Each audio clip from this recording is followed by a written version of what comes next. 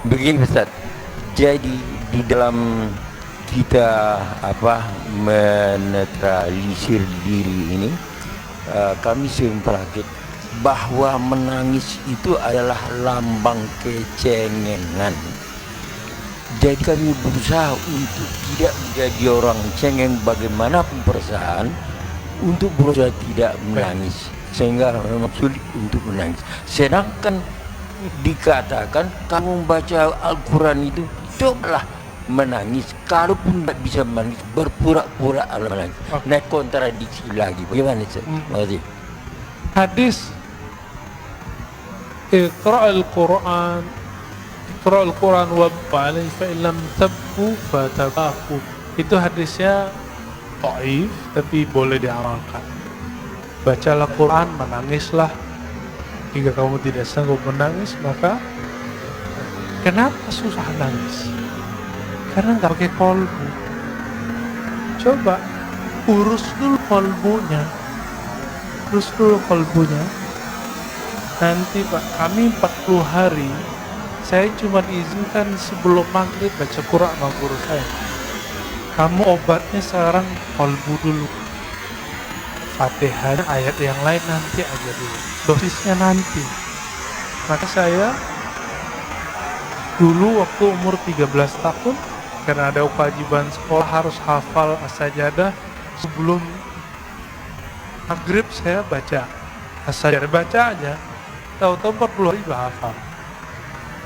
Ketika selesai 40 hari, selesai zikir kolbu, saya baca Quran, baru di Bismillahirrahmanirrahim udah gak sanggup baca lagi.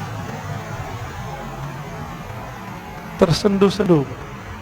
Cengeng gak? Enggak. Saya saat itu merasakan yang ngirim Quran itu ngomong, lagi kirim.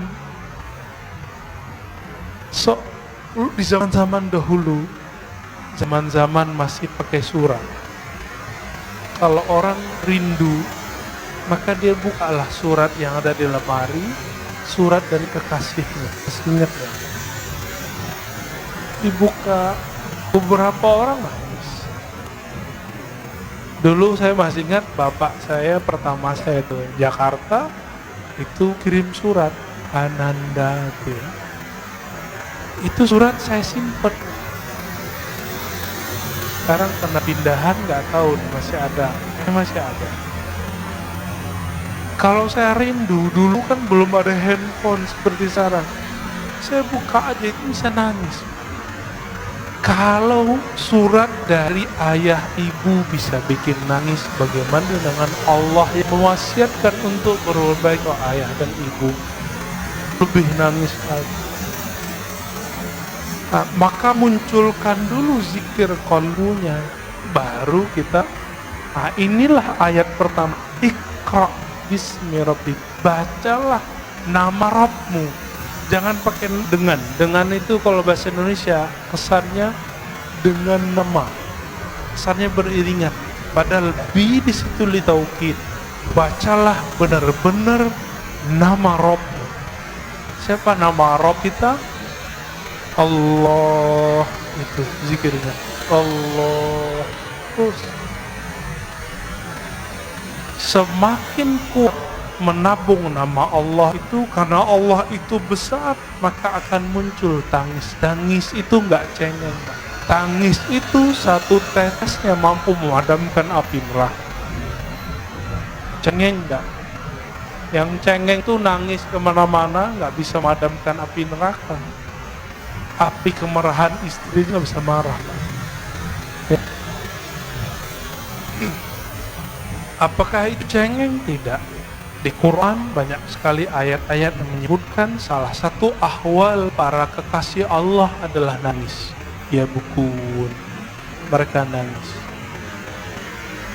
Bahkan ada sindiran orang yang suka ketawa. Tertawalah sedikit, nangislah banyak. Ada ayatnya. Ini terakhir. Imam Al-Hafiz Abdul Awwal Abul Waqt As-Sijizi Al-Haram guru dari Ibnul Jauzi, guru imam ahli hadis, pakar hadis palsu, didatangi oleh seorang. Dia pengarang kitab Al-Ba'un Al-Buldani. Ketika dia datang, dia bilang, wahai tuan guru Abdul Waqt Abdul Awwal, aku sudah lama ingin ngaji kepadamu, dan aku beruntung dapat bertahan semajlis denganmu. Mendengar itu, Imam Abdul Awwal langsung nangis. Apa kata beliau? Lau arafta, kalau engkau mengenal aku, mazurtan, engkau tidak akan ziarah ya. Kalau engkau tahu aibku, engkau tidak akan memandang keberkahan ada padaku. Lalu beliau nangis dan semua yang hadir nangis. Apa kata beliau? Kami dapat hadis, ribuan kali dapat hadis, tapi kalimat yang barusan kami dengar lebih kami sukai dari semua hadis yang selama ini kami dengar. Baru sebutkan hadis. Dikasih makan nggak mau makan. Kenapa? Sudah nangis duluan. Jadi majelisnya ahli qalbu dari dulu itu nangis. Dan Imam Abdul Awwal ketika sakaratul maut, murid-muridnya ngumpul. Apa kata salah satu muridnya? Gurunya ini zikir dalam kalbunya, tapi muridnya nggak dengar. Kata si murid yang agak kurang sopan, si muridnya dapat hadis, lakinu mautakum la ilaha illallah, talkinkan orang yang sakarat la ilaha illallah. Wahai tuan guru, bacalah la ilaha illallah. Kata si murid. Apa kata gurunya? Aku sudah di dalamnya, ngapain kamu tegur-tegur lagi? Aku lagi asik, jangan diganggu lagi. Lalu terus menyebut Allah ya. Dan ketika Allah itu terus dibaca dan belum meninggal dalam keadaan menyebut ya Allah. Udah. Inti la ilaha illallah di mana? Allah. Kalau nggak ada kalimat Allah, ada nggak la ilaha illallah? Nah, inilah talqin pertama yang saya dapat dari guru saya, Syekh Muhammad Nuruddin, yang tadi cerita di awal, yang beliau wafat jadi hujan batu. Apa kata beliau? Zikir itu intinya satu, Allah. Dan semua zikir Allah melahirkan la ilaha illallah paling tinggi. Lalu bawahnya Allahu Akbar, lalu bawahnya Subhanallah, lalu bawahnya Alhamdulillah, lalu di bawahnya la haula wala quwwata illa Allah, Allah, Allah.